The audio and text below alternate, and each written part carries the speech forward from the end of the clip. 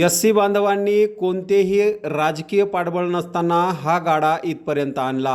हा गाडा पुढे नेण्यासाठी ओबीसी बांधवांनी साथ देण्याची गरज। ओबीसी अधिकारी कर्मचारी संघाचे संस्थापक अध्यक्ष सुनील शेळके यांचे प्रतिपादन। एससी बांधवांनी कोणतेही राजकीय पाठबळ नसताना हा गाडा इथपर्यंत आणला।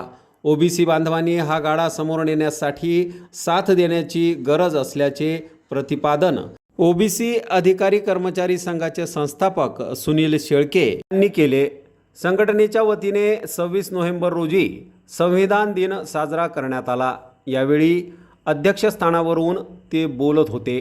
मंचकावर जिल्हा नियोजन अधिकारी सुनय लाड, अंधश्रद्धा निर्मूलन समितीचे जिल्हा समन्वयक प्रमोद टाले, ॲडव्होकेट सुभाष विणकर, शाहीर के.ओ. बावस्कर, संघटनेचे राज्य सल्लागार डॉक्टर शिवशंकर गोरे यांची प्रमुख उपस्थिती होती। पुढे बोलताना सुनील शेळके म्हणाले की संविधानाने भारतीय नागरिकांना सन्मानाने जगण्याचा अधिकार दिला। प्रत्येकाने संविधानाचा आदर केला पाहिजे। समाजाच्या कल्याणासाठी झटणाऱ्या महामानवांना अभिवादन करून आज ओबीसी अधिकारी कर्मचारी संघाच्या वतीने संविधान दिन साजरा करण्यात आला। संविधान जनजागृतीसाठी संघटना कटिबद्ध आहे। यावेळी अंधश्रद्धा निर्मूलन समितीचे जिल्हा समन्वयक प्रमोद टाले यांनी संविधान सभा गठन व त्यावेळी आलेल्या अडचणीवर मत व्यक्त केले। ज्येष्ठ अधिवक्ता सुभाष विणकर यांनी संविधानाची ओळख व कलमांचे महत्त्व यावेळी सांगितले। शाहीर के.ओ. बावस्कर यांनी संविधानाचे गीत गात पोवाडा सादर केला। संघटनेचे राज्य सल्लागार डॉक्टर शिवशंकर गोरे यांनी सामाजिक न्यायाच्या अनुषंगाने संविधानाचे महत्त्व विषद केले। विविध सामाजिक संघटना तसेच शहरातील पतसंस्थेचे पदाधिकारी व सदस्य यावेळी उपस्थित होते। संविधानाच्या प्रस्ताविकेचे वाचन अनिल पवार यांनी केले। कार्यक्रमाचे प्रास्ताविक जिल्हाध्यक्ष किशोर पवार यांनी केले, तर सूत्रसंचालन संजय खांडवे, आभार प्रदर्शन मुरलीधर टेकाळे यांनी मानले। कार्यक्रमाच्या यशस्वीतेसाठी गजानन राऊत, उदय देशमुख, योगेश महाजन, सतीश राजपूत, राहुल बाजारे, संदीप शेळके, अनिल पडोळकर, केशव भोलाने, नितेश साखरे, प्रवीण चिंचोले, शुभम सिरसाट आदींनी परिश्रम घेतले। त्या संख्येने उपस्थित राहिला त्याबद्दल आभार व्यक्त करतो।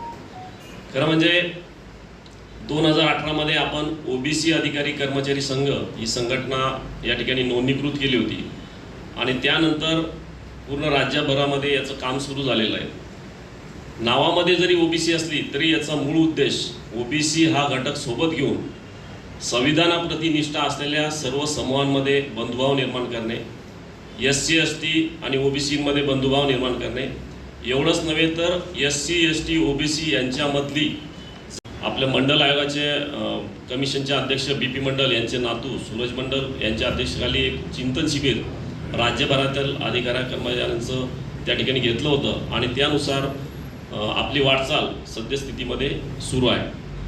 तर या ओबीसी घटकांमध्ये खऱ्या अर्थानं आज जर कोणती मोठी जबाबदारी असेल तर ती म्हणजे संविधान रक्षणाची। मी हा ओबीसी हा शब्द यासाठी वापरतो की आपण जर पाहिलं की बाबासाहेब आंबेडकर गेल्यानंतर 1956 पासून तर ते आजपर्यंत आमच्या एससी एसटी बांधवांनी, विशेषतः एससी बांधवांनी कोणतीही राजकीय पाठबळ नसताना हा गाडा इथपर्यंत आणलेला आहे। परंतु त्यांना साथ देण्याची जबाबदारी जर कोणाची असेल तर ती ओबीसी बांधवांची आहे, असं या निमित्तानं मी स्पष्ट करतो। आपल्या सगळ्यांना माहिती आहे की 1946 मध्ये साधारणतः 16 मार्च 46 मध्ये जे कॅबिनेट मिशन म्हणून ओळखलं जातं, त्रिमंत्री मिशन त्या ठिकाणी आलं होतं आणि ब्रिटिश सरकार आणि भारत सरकार यामध्ये सत्ता हस्तांतरणाचा करार झाला होता आणि त्यानुसार असं निश्चित करण्यात आलं होतं की आता आपण संविधान सभा स्थापन केली पाहिजे आणि त्यानुसार संपूर्ण देशभरातून संविधान सभेसाठी निवडणूक घेण्यात आली आणि संविधान सभा गठीत करण्यात आली। परंतु संविधान सभेमध्ये जाण्यासाठी डॉक्टर बाबासाहेब आंबेडकरांचा प्रवास हा सहजासहजी झालेला नाही हे मी या ठिकाणी सांगू इच्छितो। कारण की मुंबई विधिमंडळ प्रांतीय विधिमंडळाकडून बाबासाहेबांना काँग्रेसचा विरोध होता। त्यामुळे त्यांना बंगालमध्ये जावं लागलं आणि जोगेंद्रनाथ मंडल आणि इतर त्यांचे सर्व अनुसूचित जातीचे सहकारी काही काळ काम केल्यानंतर पुन्हा एक दुर्दैव आढळलं की भारत पाकिस्तानची फाळणी झाली आणि त्यानंतर बंगाल प्रांतामधून निवडून आलेले सर्व संविधान सभेतील सदस्यांचं सदस्यत्व त्या ठिकाणी रद्द झालं. परंतु बाबासाहेबांनी तत्कालीन परिस्थितीमध्ये जे काही काम केलेलं होतं या कामाची दखल संविधान सभेला घ्यावीच लागली आणि त्या दरम्यान डॉक्टर राजेंद्र प्रसाद यांनी बी.जे. खेर जे तत्कालीन मुख्यमंत्री होते यांना पत्र लिहिलं की बाबासाहेबांच्या कामकाजाची खऱ्या अर्थानं संविधान सभेला गरज आहे, त्यामुळे तुम्ही त्यांना मुंबई विधिमंडळातून त्यांना निवडून आणणं गरजेचं आहे. आणि त्या अनुषंगानं जुलै 1947 बाबासाहेबांचा पुन्हा संविधान सभेमध्ये प्रवेश झाला. तर त्यानंतर 29 ऑगस्ट 1948 रोजी मसुदा समितीचे अध्यक्ष म्हणून बाबासाहेबांना त्या ठिकाणी नेमण्यात आलं. त्यापूर्वी ते कायदा मंत्री देखील झालेले होते. या दरम्यान एकूण 17 प्रकारच्या विविध समित्या आपल्या संविधान सभेमध्ये होत्या. त्यापैकी सर्वात महत्त्वाची समिती कोणती असेल तर ती होती मसुदा समिती. या दरम्यान बाबासाहेबांनी जे काही मुद्दे या ठिकाणी मांडलेले आहेत, आपल्याला सगळ्यांना माहिती आहे की कोणत्याही राज्यघटनेची प्रस्तावना प्रिॲम्बल म्हणजे उद्देशिका ही अत्यंत महत्त्वाची असते, म्हणजे ती राज्यघटनेचा तो गाभा असतो. तर या गाभ्यावर जे काही चर्चा झाली, बाबासाहेबांचे 3 भाषणं अत्यंत महत्त्वाचे आहेत की जे पूर्णपणे भारतीय राज्यघटनेचं तत्वज्ञान बाबासाहेबांच्या भाषणामध्ये आलेलं आहे. त्यामध्ये सगळ्यात पहिलं त्यांचं भाषण आहे 17 डिसेंबर 1946चं, त्यानंतर 4 नोव्हेंबर 1948चं आणि शेवटचं भाषण आहे 25 नोव्हेंबर 1949चं जे संविधान सभेचं शेवटचं भाषण. तर 17 डिसेंबर 46चं जर भाषण आपण बघितलं तर त्यामध्ये जो आपली उद्देशिका आज आपण म्हणतो हिचा प्रस्ताव पंडित नेहरूंनी 13 डिसेंबरला मांडला. त्यापूर्वी 11 डिसेंबरला राजेंद्र प्रसाद यांची नियुक्ती घटना समितीचे अध्यक्ष म्हणून झाली. 9 डिसेंबरला त्या ठिकाणी मसुदा समितीचं संविधान समितीचं कामकाज सुरू झालं. तर 17 डिसेंबरला जो काही भाषण बाबासाहेबांचं झालं त्यामध्ये त्यांनी एक मुद्दा या उद्देशिकेवर चर्चा करताना स्पष्ट केला होता. राष्ट्राचे भवितव्य निर्धारित करताना लोकांची प्रतिष्ठा, नेत्यांची प्रतिष्ठा, पक्षाची प्रतिष्ठा या बाबींना कोणतेही मूल्य नसते. यावरून आपल्या लक्षात येईल की बाबासाहेबांची राष्ट्राप्रती किती तळमळ होती या पहिल्या भाषणातून त्यांचं आपल्याला निदर्शनास येतं. त्यानंतर महत्त्वाचं म्हणजे त्यांचं जे दुसरं शेवटचं भाषण आहे 25 नोव्हेंबर 1949, भारताच्या लोकशाहीपुढे असलेले सर्व काही धोके बाबासाहेबांनी त्या भाषणामध्ये व्यक्त केलेले होते. त्यामध्ये यापूर्वीच्या वक्त्यांनी ते सांगितलंच की संविधान किती चांगलं असलं तर राबवणारे हात कशा पद्धतीचे त्यावर आलेलं आहे. त्यानंतर लोकांनी कामा नये तसे त्याच्यावर इतका विश्वास ठेवू नये की तो अधिकाराचा वापर करून तो लोकांच्या संस्था उद्ध्वस्त करेल. हे अत्यंत महत्त्वाचं वाक्य आहे की लोकांच्या संस्था म्हणजे कोणत्या? लोकांच्या संस्था म्हणजे भारतीय राज्यघटनेनं ज्या ज्या संस्थांना स्वायत्त दर्जा दिलेला आहे त्यामध्ये उदाहरण द्यायचं झालं तर भारतीय राज्यघटनेनं संघ लोकसेवा आयोग आणि महाराष्ट्र लोकसेवा आयोग यांच्या माध्यमातून भरती प्रक्रिया राबवण्याचं निश्चित केलेलं आहे. परंतु आपल्या सगळ्यांना माहिती आहे की अलीकडच्या काळामध्ये भारतीय राज्यघटनेच्या 314 कलमाचे विरुद्ध डायरेक्ट IAS लोकांची भरती आज आपल्या देशामध्ये सुरू झालेली आहे. म्हणजे एक प्रकारे लोकांच्या संस्था उद्ध्वस्त करण्याचं काम झालेलं. हा धोका बाबासाहेबांनी त्याच वेळेस सांगितलेला होता. एवढंच नव्हे तर त्यांनी पुन्हा व्यक्तिपूजेचं महत्त्व सांगितलं होतं की आपल्या देशामध्ये सगळ्यांना व्यक्तिपूजेची खूप आवड आहे. धर्मातील भक्ती मुक्तीचा मार्ग असू शकतो. त्यांचं म्हणणं ठीक आहे, धर्मामध्ये लोकांना वाटतं की भक्ती केल्यामध्ये मुक्ती होते, परंतु राजकारणातील भक्ती किंवा व्यक्तिपूजा ती अधपतन किंवा अंतिमतः हुकुमशाहीकडे नेणारा मार्ग ठरतो. म्हणजे व्यक्ती कितीही चांगला असला परंतु तुम्ही जर त्याची व्यक्तिपूजा करायला लागले तर तो नक्कीच एक दिवस हुकुमशाह होतो. यानंतर सगळ्यात महत्त्वाचा मुद्दा बाबासाहेबांनी मांडलेला आहे तो म्हणजे राजकीय लोकशाहीवर आपण समाधान मानता कामा नये. आता राजकीय लोकशाही आपण 26 जानेवारी 1949ला स्वीकारली, राजकीय अधिकार सगळ्यांना मिळवले. परंतु बाबासाहेबांचं असं म्हणणं होतं की राजकीय लोकशाहीला जर सामाजिक लोकशाहीचा आधार नसेल तर ती लोकशाही यशस्वी होऊ शकत नाही, ती तांत्रिकदृष्ट्या राहते. तर मग सामाजिक लोकशाही कशाला म्हणायचं? तर बाबासाहेबांनी स्पष्ट केलेलं आहे की स्वातंत्र्य, समता आणि बंधुता हा मार्ग जीवनाचा असायला पाहिजे आणि हा मार्ग जर आपण लोकशाहीमध्ये वापरत असू तर ती सामाजिक लोकशाही आपल्या राजकीय लोकशाहीला पूरक होऊ शकते. एवढंच नव्हे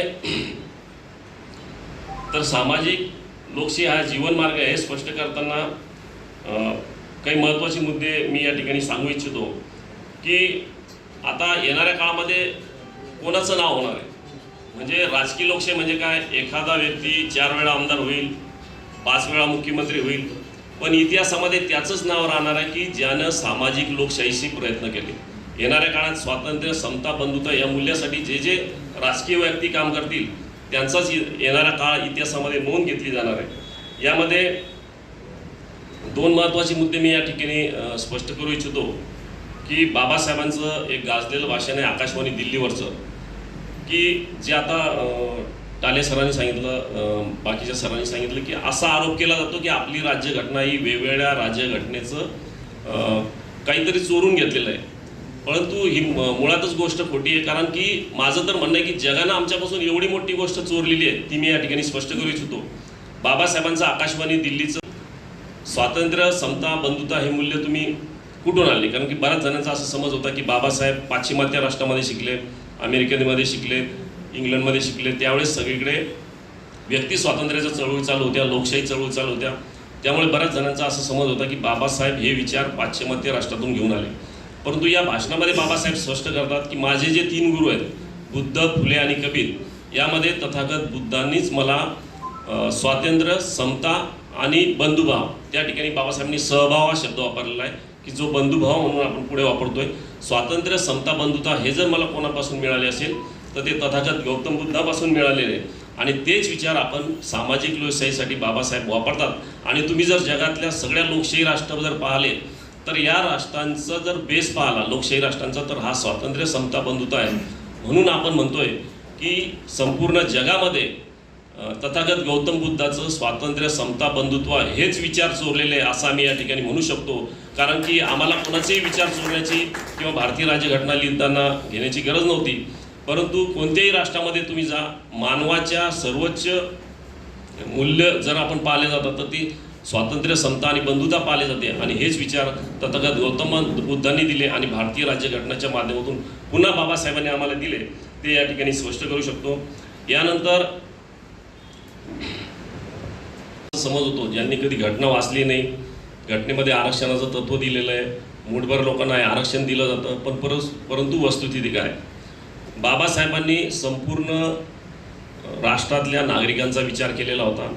जर आपण घटनेचं प्रत्येक पान वाचलं, प्रत्येक कलम वाचलं तर ते आपल्या लक्षात येईल. आता बऱ्याचदा आरक्षण हे खरं म्हणजे प्रतिनिधित्वाचं तत्व आहे, हे आपण मान्यच केलं पाहिजे. परंतु याचा अर्थ बाबासाहेबांनी इतर घटकाचा विचार केला नव्हता का? दुर्बल घटकांचा, किंवा आपण म्हणतो की आरक्षणानं गरिबी दूर होते, मग या विषयाचा विचार केला नव्हता का? तर आपण भारतीय राज्यघटनेचे मार्गदर्शक तत्व जर आपण पाहिले,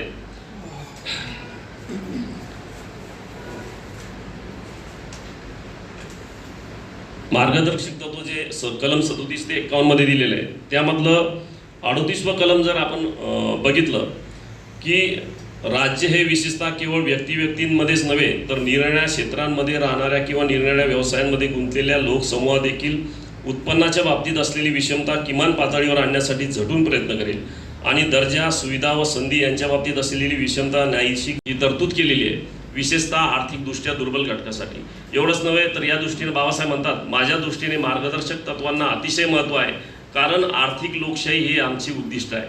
म्हणजे केवळ सामाजिक लोकशाही नाही तर बाबासाहेबांनी आपण बघितलं की प्रिॲम्बलमध्ये देखील दिलं की आर्थिक लोकशाही हे आमची उद्दिष्ट आहे. ही गोष्ट त्यात स्पष्ट करण्यात आलेली आहे. कलम 38, 39 या संदर्भातले महत्त्वाचे आहेत. त्यानंतर दुसरा महत्त्वाचा मुद्दा की जर आपण विचार केला की भारत हा शेतीप्रधान देश आहे, बाबासाहेबांनी शेतकऱ्यांसाठी काय केलं, घटनेमध्ये काय केलं, याचा मुद्दा एक थोडक्यात सांगतो आणि शेवटचा मुद्दा मी बाबासाहेबांच्या राष्ट्रभक्तीचं सांगतो. तर 1918चं जर आपण बघितलं की small holdings in India and their remedies नावाचा प्रबंध डॉक्टर बाबासाहेबांनी 1918ला लिहिला आणि ॲक्च्युअल अस्पृश्यता निवारणाचं काम फार मोठ्या प्रमाणावर हे 1927ला सुरू झालेलं आहे, मार्चच्या सत्याग्रहातून. म्हणजे या देशातला प्रमुख घटक शेतकरी, शेतमजूर यांच्यासाठीचं कार्य बाबासाहेबांनी 1918 पासूनच सुरू केलं होतं आणि त्यानंतरचे बरेच घटकांसाठी त्यांनी काम केलेलं होतं. त्यानंतर बाबासाहेबांची राष्ट्रभक्ती किती होती याचं प्रतिबिंब आपल्याला सगळ्यांना भारतीय राज्यघटनेमध्ये येतंच की सगळ्याच घटकांचा विचार त्यांनी केला होता. तो केवळ सगळ्यांना सामावून घेण्यासाठी तर भारत एक बलशाली राष्ट्र व्हावं या दृष्टीनं त्यांनी आपले प्रयत्न केलेले होते. 4 एप्रिल 1938चं मुंबई विधिमंडळातलं त्यांचं भाषण आहे. त्यामध्ये बाबासाहेब हे स्पष्ट करतात की कोणाही नागरिकाच्या भारतीयत्वाला हिंदू, मुस्लिम, जातीय, धार्मिक, भाषिक ओळख असू नये. म्हणजे आपण भारतीय मुस्लिम, भारतीय हिंदू, आपण जाती विशेष लावतो, आपल्या धार्मिक ओळख देतो, सांस्कृतिक ओळख देतो. तर बाबासाहेब या 4 एप्रिल 1938च्या मुंबई विधिमंडळाच्या भाषणात स्पष्ट करतात, मी प्रथमतःही भारतीय आहे आणि अंतिमतःही भारतीय आहे. म्हणजे मी I am firstly Indian and lastly Indian हे या ठिकाणी स्पष्ट करतात. मला असं वाटतं की बाबासाहेबांचा जो वैचारिक पाया होता, जो भारताकडे पाहण्याची एक दृष्टी होती, या दृष्टीमुळं आपलं संविधान अत्यंत बलशाली झालं आहे. एक थोडा वेळ आपण विचारून करून पहा की जर मसुदा समितीचे अध्यक्ष हे एखादे उच्चवर्णीय असते, ज्यांनी इथल्या जाती व्यवस्थेची झळ पोचलेली नसते, तर या भारतीय राज्यघटनेचं स्थान कशा पद्धतीचं असू शकलं असतं याचा थोडाफार विचार करून पहा. कारण की 26 जानेवारी 1950ला जेव्हा आपलं प्रजासत्ताक आलं, त्याच दरम्यान 25 नोव्हेंबर 1949च्या भाषणात परत बाबासाहेब स्पष्ट करतात की राजकीय लोकशाही, सामाजिक लोकशाही एकत्र आली पाहिजे. कारण की जेव्हा आपण 26 जानेवारीला आपण एका वेगळ्या राष्ट्रामध्ये प्रवेश करत आहोत, त्यामध्ये आपल्या राजकीय जीवनामध्ये जरी समानतावर प्रभाव पडणार आहे, त्यामुळे आपल्याला लोकशाही, सामाजिक लोकशाही बळकट करणं फार आवश्यक राहणार आहे, असा महत्त्वाचा संदेश बाबासाहेबांनी त्या भाषणामध्ये दिला आहे. मला वाटतं हाच संदेश घेऊन ओबीसी, एसटी आणि संविधानाप्रती निष्ठा असलेल्या सर्वच नागरिकांनी येणाऱ्या काळामध्ये संविधानाचा कशा पद्धतीने आपल्या सगळ्यांसाठी उपयोग होईल आणि भारत बलशाली राष्ट्र करण्यासाठी कसा उपयोग होईल, एवढंच या ठिकाणी अपेक्षा व्यक्त करतो आणि थांबतो. धन्यवाद. जय भीम, जय भारत, जय संविधान. आम्ही या राष्ट्राचे जन है, आम्ही या राष्ट्राचे करू एक निर्धार. आदर्श अमुचे संविधान है, आदर्श अमुचे संविधान है, अबाधित राखणार. ठाव देऊनी मानवतेला, ठाव देऊनी मानवतेला, राष्ट्रग्रंथ हा ज्यानी निर्मिला, राष्ट्रग्रंथ हा ज्यानी निर्मिला. घटनाकार त्या भीमरायाचा, घटनाकार त्या भीमरायाचा, त्रिवार जय जयकार. आदर्श अमुचे संविधान है, आदर्श अमुचे संविधान है, अबाधित राखणार. हक्क मिळाले समानतेचे, हक्क मिळाले समानतेचे, बंद तोडूनी जातीपातीचे, बंद तोडूनी जातीपातीचे. माणुसकीचा धर्म आमुचा, माणुसकीचा धर्म आमुचा, त्यासाठी लढणार. आदर्श अमुचे संविधान है, आदर्श अमुचे संविधान है, अबाधित राखणार. स्वातंत्र्य, समता, न्याय, बंधुता, चौकटीत या बांधून जनता. लोकशाहीचे मर्म पाळूनी, लोकशाहीचे मर्म पाळूनी, श्रेष्ठ जगी ठरणार. आदर्श अमुचे संविधान है, आदर्श अमुचे संविधान है, अबाधित राखणार. संविधान है हृदय आमुचे, संविधान है हृदय आमुचे. न्यायनीतीची जाण पुरविते, न्यायनीतीची जाण पुरविते. उत्सवाता करतात याचा, उत्सवाता करतात याचा, आनंद होतो अपार. आदर्श अमुचे संविधान है, आदर्श अमुचे संविधान है, अबाधित राखणार. जन है आम्ही या राष्ट्राचे, जन है आम्ही या राष्ट्राचे, करू एक निर्धार, आदर्श मुझे संविधान है, आदर्श मुझे संविधान है, आबादित रखणार, आबादित रखणार, आबादित रखणार. तर सर्वांना एकच विनंती आहे की आम्हाला जे काही घडलं, या लोकांनी जे काही केलं ते आम्हाला फक्त आता टिकवायचं आहे. आम्हाला करायचं काही नाही, परंतु हे टिकवून ठेवण्यासाठी तुम्हा आम्हाला सर्वांना जागृत होण्याची गरज आहे. ते आपण जागृत झालं पाहिजे. आणि लोकशाहीचे चारही जे स्तंभ आहे, शासन आहे, प्रशासन आहे, न्यायव्यवस्था आहे आणि तुमचा मीडिया आहे, या चारही स्तंभामध्ये आपली बहुजनातील लोक किती पाहिजेत या दृष्टीनं आपण कार्य केलं पाहिजे, एवढीच आपल्याला विनंती करतो.